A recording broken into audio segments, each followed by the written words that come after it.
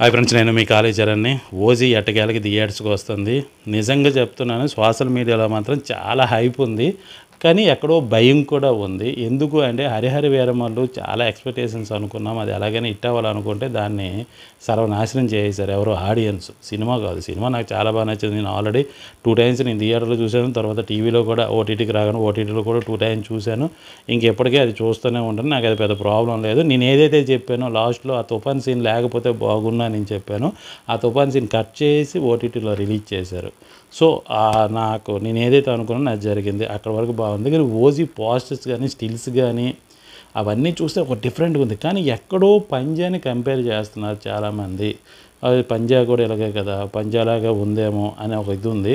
పంజా story లైన్కి ఈ story లైన్కి తేడా ఉండి, మాఫియా అంటారు మేబీ మోస్ట్లీ అన్నీ కూడా అలానే ఉంటాయి. కాబట్టి స్టోరీ అంటే గెటప్లు కానీ ట్రీట్మెంట్ కానీ అదే విధంగా ఉంటాయి మాఫియా సినిమాలు. బట్ స్టోరీ అనేది బాగుండి పవన్ కళ్యాణ్ గారు స్టైల్స్ యాక్షన్ సీక్వెన్స్ కానీ బాగుంటే మాత్రం ఎవరు ఆ సినిమాని ఆపలేరు. కానీ ఏ సినిమాకి లేనంత హైప్ వచ్చింది. అడ్వాన్స్ బుకింగ్ అనేది ఎక్కువగా టికెట్స్ సేల్ అయ్యాయి.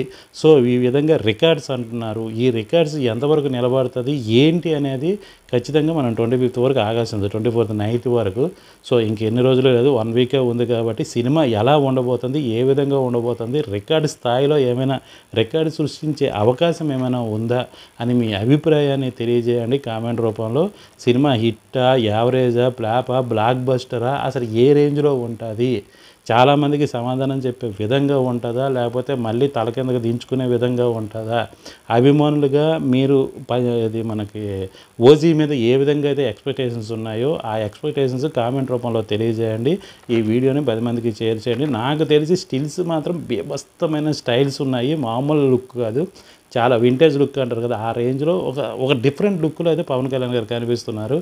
డెఫినెట్గా ఈసారి ఫ్యాన్స్కి నిరాశ పరచరు. ఖచ్చితంగా సినిమా బ్లాక్ బస్టర్ అవుతుందని మాత్రం నేను నమ్ముతున్నాను, అవ్వాలని కోరుకుంటాను. ఎస్పెషల్లీ ఈసారి మాత్రం గట్టిగా మొన్న హరిహర వీరమల్లుకి నేను రివ్యూ కూడా ఇవ్వలేకపోయాను, ఎందుకంటే సికింద్రాబాద్లో నేను ఆ సినిమా చూశాను. ఈసారి మాత్రం ఖచ్చితంగా మెయిన్ థియేటర్లో చూస్తాను, రివ్యూ ఖచ్చితంగా ఇస్తాను.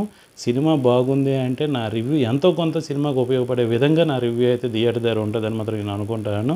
ఈ వీడియో నచ్చినట్లయితే లైక్ చేయండి, షేర్ చేయండి, సబ్స్క్రైబ్ చేయడం మాత్రం మర్చిపోకండి. Thank you.